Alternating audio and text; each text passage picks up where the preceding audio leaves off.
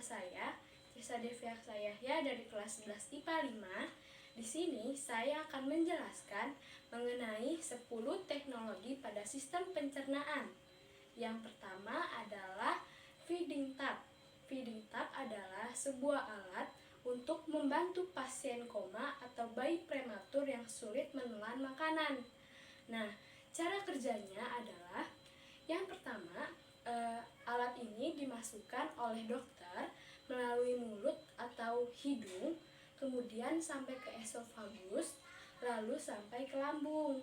Nah, saat sudah sampai di lambung, alat ini akan dimasukkan nutrisi atau obat-obatan untuk membantu pasien dalam penyembuhan. Nah, yang kedua, tujuan dan manfaatnya. Tujuan dan manfaatnya adalah tujuannya yaitu untuk membantu dokter mendiagnosis sebuah penyakit melalui sampel isi perut yang diambil dari pasien. Nah, yang kedua, membantu untuk menghilangkan tekanan di perut pasien. Kemudian manfaatnya, pasien dapat terpenuhi nutrisinya. Nah, kelebihan kekurangan dari alat ini adalah kelebihannya yang pertama dapat membuat dokter atau pasien untuk mendiagnosis penyakit dengan cepat. Nah, yang kedua, kekurangannya adalah alat ini harus dipasang dengan posisi yang baik agar tidak terjadi komplikasi atau efek samping yang serius. Nah, alat ini juga menimbulkan efek samping berupa kram perut atau diare. Nah, hal-hal yang harus diperhatikan dalam menggunakan alat ini adalah yang pertama, posisinya harus sesuai dengan tempat yang ada. Karena jika melenceng sedikit, maka alat itu bisa membuat pasien tersedak dan bahkan bisa lebih parah dari itu. Nah, kedua, harus diperhatikan terus posisi letak alat tersebut. Nah, yang kedua ada alat stomach tube, yaitu adalah sebuah alat pengumpul getah lambung untuk mencuci isi perut dengan obat-obatan. Nah, cara kerja alat ini sama persis dengan feeding tube, namun digunakannya untuk pada pasien yang mengidap pendarahan pada lambung. Nah, tujuan dan manfaatnya. Tujuannya yaitu membantu dokter untuk mengobati pasien yang menderita pendarahan lambung tersebut. Nah, yang kedua, manfaatnya selain buat pengobatan, alat ini juga bisa untuk memenuhi nutrisi pada pasien. Selanjutnya adalah kelebihan dan kekurangannya. Nah, kelebihan dari alat ini yang pasti membantu pasien untuk sembuh dari penyakit pendarahan lambung itu. Namun, kekurangan dari alat ini dia dapat menimbulkan efek samping juga seperti si feeding tube. Nah, hal-hal khusus yang perlu diperhatikan pada alat ini adalah yang pertama, sudah pasti ada alatnya ini harus dipasang sesuai dengan tempatnya. Nah, yang kedua, harus diganti maksimal seminggu sekali.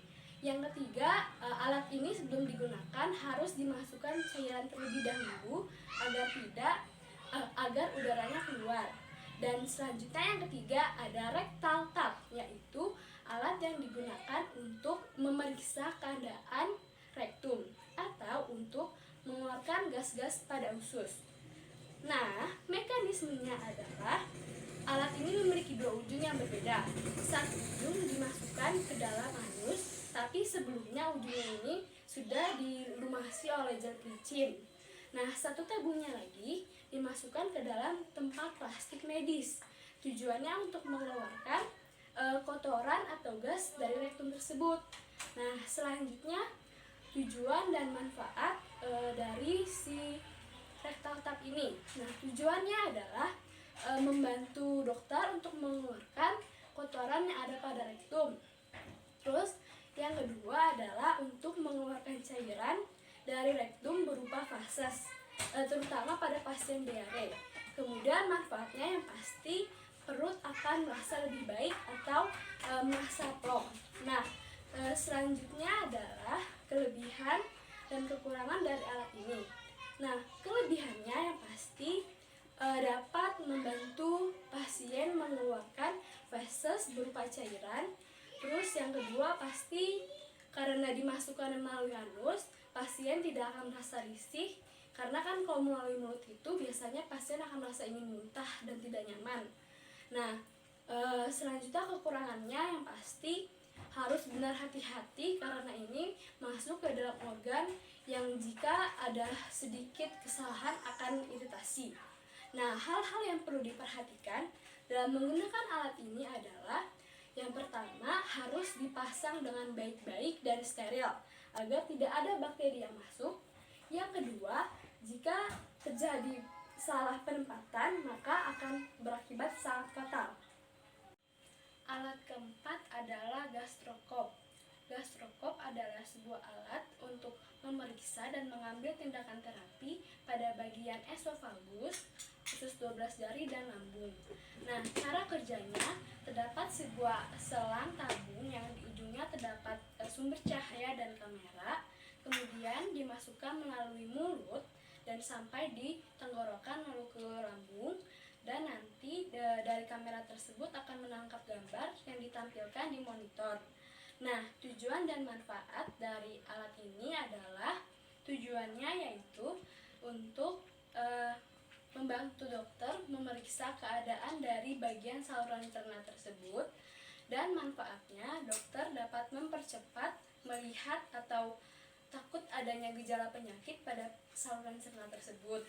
Nah, kelebihan dan kekurangannya. Kelebihannya yang pasti kita dalam melakukan pemeriksaan itu tidak memerlukan waktu lama, hanya sekitar 5-15 menit. Nah, kekurangannya jika tidak hati-hati akan menimbulkan efek samping seperti iritasi pada perut, lubang pada bagian esofagus, dan sebagainya. Hal-hal yang perlu diperhatikan dalam menggunakan alat ini adalah yang pertama, harus dipasang dengan hati-hati karena jika salah maka akan memberikan iritasi pada bagian yang lain. Nah, yang kedua, hal-hal yang harus diperhatikan adalah kita habis memakai alat tersebut, dokter akan memberikan antibiotik kepada pasien agar tidak menimbulkan komplikasi. Nah, alat yang kelima adalah sigmoidoskop. Adalah sebuah alat untuk memeriksa usus besar, usus 12 jari dan rektum. Nah, cara kerjanya alat ini bentuknya hampir mirip dengan alat gastrokop, namun diberi gel pelumas dan dimasukkan melalui anus. Nah, tujuan dan manfaat dari alat ini adalah tujuannya yang pasti untuk melihat bagaimana kondisi pada bagian rektum, usus besar dan usus 12 jari. Nah, manfaatnya kita dapat melihat apakah ada penyakit yang muncul dari bagian tersebut. Dan kelebihan kekurangannya. Kelebihannya sebagai pendeteksi dini apakah ada kanker usus besar, polip pada bagian usus besar dan sebagainya. Dan kekurangannya membutuhkan waktu yang cukup lama dalam pemeriksaannya selama 25-30 menit. Nah, hal-hal yang perlu diperhatikan dalam menggunakan alat ini adalah yang pertama, kita tidak boleh meminum obat pencair darah. Yang kedua, harus keluar tinja dari usus besar dengan dokter menyarankan kita diet. Dan yang ketiga, dokter pemasangannya harus secara hati-hati karena jika tidak hati-hati akan menimbulkan iritasi pada bagian anus. Alat yang keenam adalah duodenoskop, yaitu alat untuk memeriksa kondisi usus 12 jari. Nah, mekanisme cara kerja alat ini sama persis dengan sigmoidoskop, namun dia langsung ke usus 12 jari. Nah, tujuan dan manfaat dari alat ini adalah tujuannya untuk melihat dan memeriksa kondisi dari usus 12 jari. Nah, manfaatnya kita dapat mengetahui apakah ada gejala penyakit yang timbul dari usus 12 jari kita ini. Nah, selanjutnya kelebihan dan kekurangan dari alat ini. Nah, kelebihan dari alat ini adalah kita dapat mendeteksi dan dokter pun bisa cepat mendiagnosis penyakit yang timbul dari usus 12 jari kita ini. Nah, kekurangannya akan menimbulkan beberapa efek samping dan perasaan tidak nyaman saat dimasukkannya alat ini. Nah, alat yang ketujuh adalah kolonoskop, yaitu alat untuk memeriksa kondisi dari usus besar. Nah, mekanisme cara kerja alat ini sama juga seperti duodenoskop, namun selang tabungnya lebih fleksibel. Nah, tujuan dan manfaatnya yaitu tujuannya yang pertama untuk mendeteksi dini apakah ada kanker usus besar yang terjadi. Nah, duanya untuk mengetahui juga apakah ada penyakit lain yang timbul dari usus besar. Nah, manfaatnya adalah kita dapat mengetahui kondisi serta penyakit yang timbul dari usus besar kita ini. Nah, kelebihan dan kekurangan dari alat ini adalah kelebihannya adalah alat ini tidak memerlukan waktu lama dalam pemeriksaannya, namun kekurangannya akan menimbulkan beberapa efek samping seperti iritasi dan sebagainya. Selanjutnya, yang kedelapan adalah anoskop. Anoskop adalah sebuah alat untuk memeriksa saluran antara anus dengan rektum. Alat ini berukuran 10 cm. Nah, selanjutnya adalah mekanisme cara kerjanya.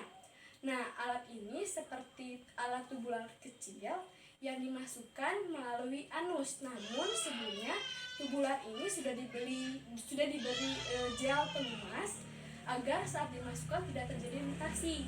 Nah, saat sudah dimasukkan itu dia akan sampai ke rektum.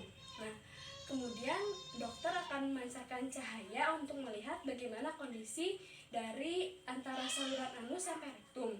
Nah, tujuan dan manfaat dari alat ini adalah tujuannya yang pasti kita dapat mengetahui apakah dari bagian saluran ini terjadi wasir, polip, dan kanker dan sebagainya.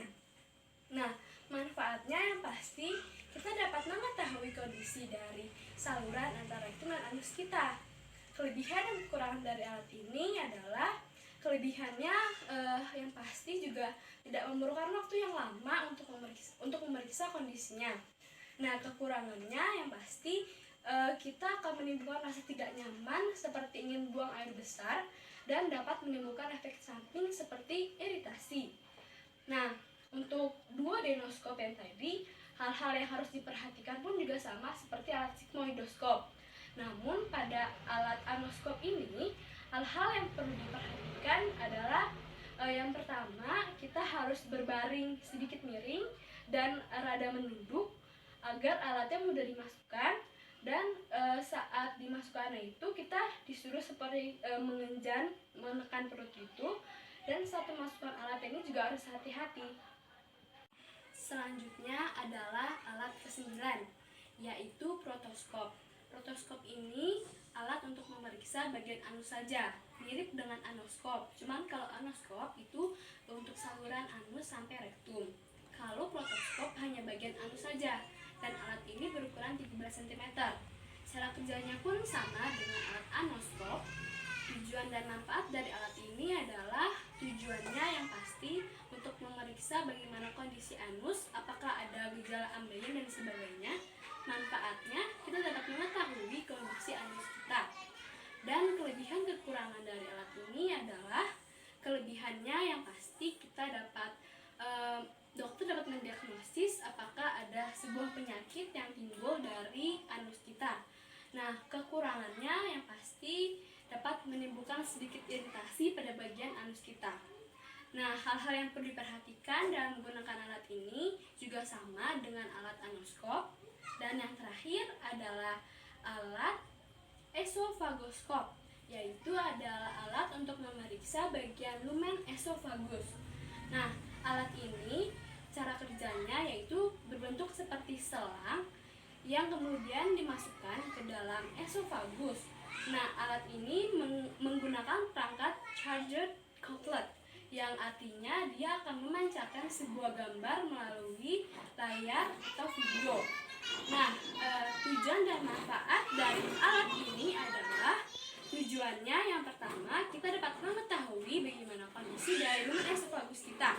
Nah, manfaatnya adalah kita juga dapat mengetahui apakah ada penyakit dari lumen esofagus kita ini.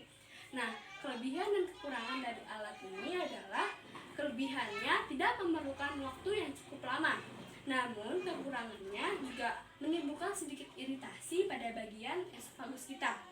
Hal-hal yang perlu diperhatikan pada alat ini yaitu pemasangannya harus hati-hati, karena jika tidak hati-hati akan menimbulkan efek samping. Dan kesimpulan dari keseluruhan penjelasan saya adalah bahwa alat ini, semua alat teknologi sistem pencernaan digunakan untuk memeriksa kondisi dan mendiagnosis sebuah penyakit yang timbul dari organ sistem pencernaan kita. Dan dalam pemakaiannya pun harus diberikan secara hati-hati, karena tidak hati-hati akan menimbulkan efek samping dan resiko yang fatal. Nah, sekian dari saya. Sebelum video ini habis, saya akan menampilkan gambar-gambar dari teknologi yang telah saya jelaskan. Kurang lebihnya mohon maaf. Wassalamualaikum warahmatullahi wabarakatuh.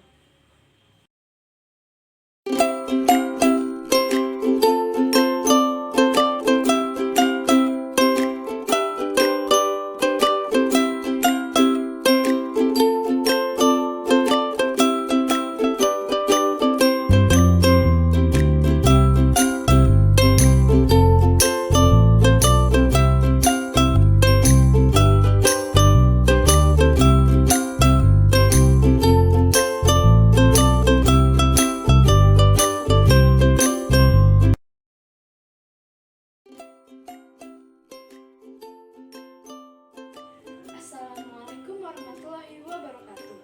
Di sini saya akan menjawab pertanyaan dari Pak Malik mengenai presentasi yang telah saya jelaskan sebelumnya. Pertanyaannya adalah, jelaskan jenis-jenis dari endoskop dan cara penggunaannya. Dari materi yang saya jelaskan, terdapat 6 jenis endoskop. Yang pertama adalah sigmoidoskop.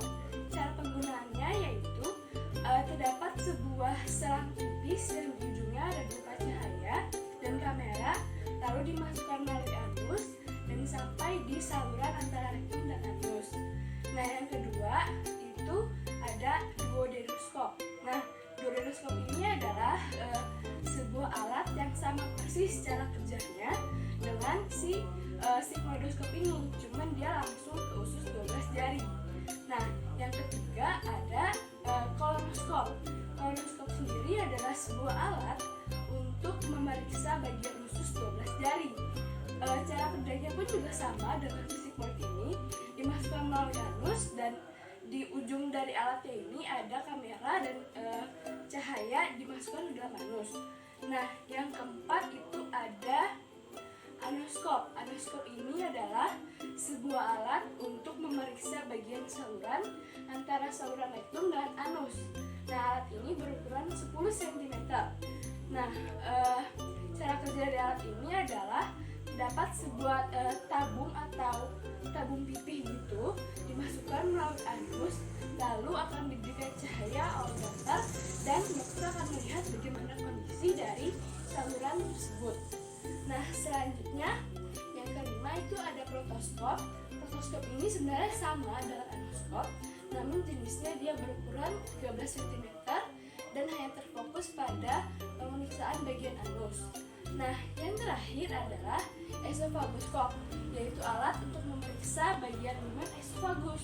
Nah, alat ini juga berupa sabung selang tipis dan di ujungnya ada berupa tabung yang berisi kamera dan cahaya, lalu dimasukkan ke dalam esofagus dan akan menampilkan sebuah gambar di monitor.